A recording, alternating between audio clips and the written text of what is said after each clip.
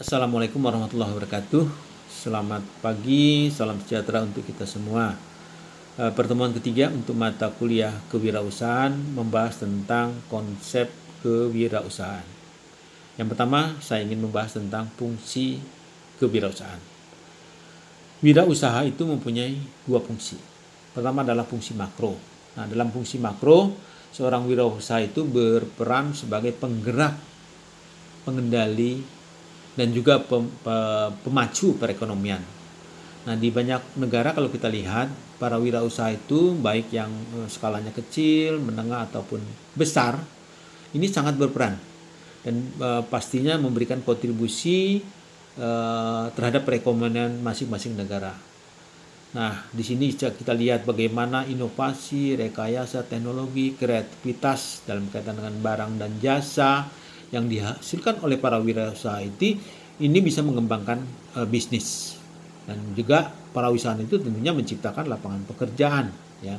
Di belahan dunia manapun yang namanya penciptaan lapangan kerja itu akan mendatangkan manfaat yang besar bagi perekonomian negara tersebut. Nah, pertama adalah menunjang dalam kaitan dengan perekonomian, kedua dalam kaitan dengan menjadi sarana pendistribusian pendapatan nasional. Nah, kemudian juga bisa menjadi salah satu yang berperan dalam kaitan dengan pengembangan teknologi. Nah, yang kedua adalah fungsi mikro. Nah, secara mikro peran usahawan adalah penanggung jawab atau yang menjadi penanggung risiko dan juga adanya suatu ketidakpastian ya. Nah, ini juga bisa memberikan suatu hal yang besar kalau dia bisa menciptakan nilai tambah dan juga bisa membangun usaha baru karena ada risiko dalam kaitan dengan modal ya, artinya adanya ketidakpastian dalam kaitan dengan bisnisnya. Nah, jadi dalam hal ini secara umum dari fungsi mikro ada beberapa peran dari wirausaha. Yang pertama, dia tentunya sebagai inovator.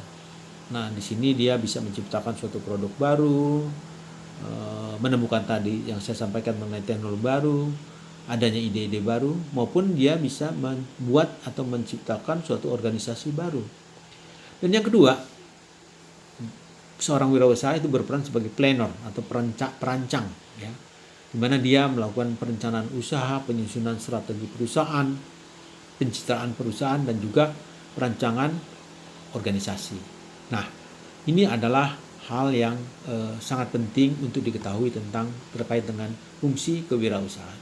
Ada fungsi-fungsi lainnya ya, seperti pertama adalah dalam kaitan dengan tanggung jawab terhadap lingkungan ya, dimana dalam kaitan dengannya adalah mengenai CSR ya, corporate social responsibility. Nah, ini juga memberikan manfaat bagi masyarakat sekitar, di mana bisa memberikan bimbingan dalam kaitan untuk pengembangan usaha dan juga mungkin membantu dalam kaitan dengan masalah-masalah yang dihadapi dari lingkungan sekitarnya.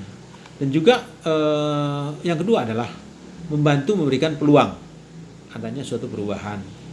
Nah, kemudian di sini tentunya dalam kaitan dengan keuntungan yang bisa diperoleh karena masyarakat sekitar bisa bekerja dan juga bisa menghasilkan suatu penghasilan yang cukup.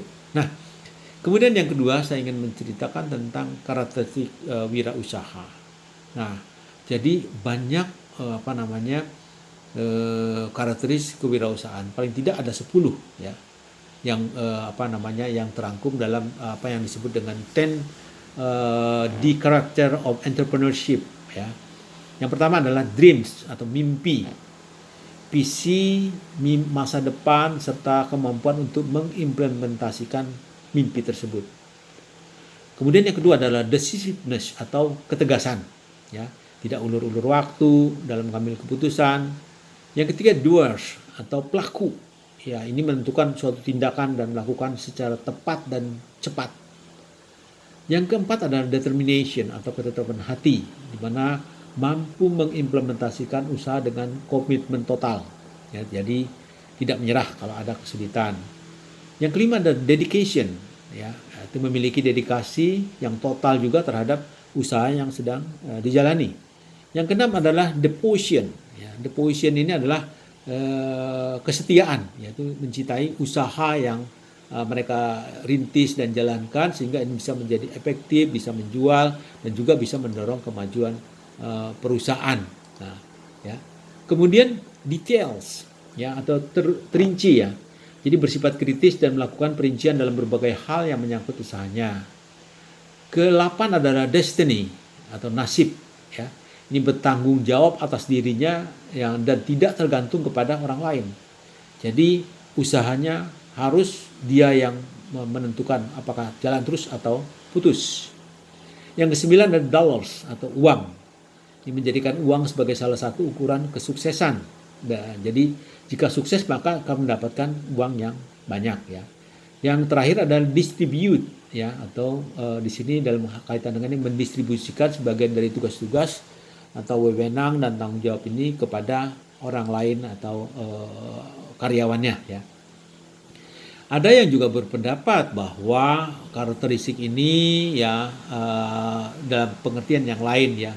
Pertama, ya, positive thinking. Yang kedua, berorientasi pada hasil. 3, komitmen tinggi. Yang keempat, berjiwa mandiri, realistik, original, ya. Senantiasa mencari peluang, memiliki motif untuk senantiasa berprestasi.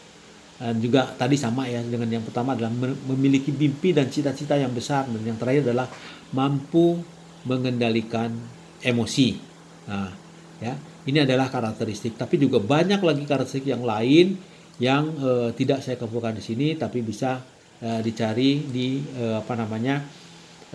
materi yang ada baik dari medsos atau dari Google, ya, atau dari YouTube dan lain-lain, ya. Nah, kemudian terkait dengan yang kedua adalah pola dasar dari pembelajaran kewirausahaan.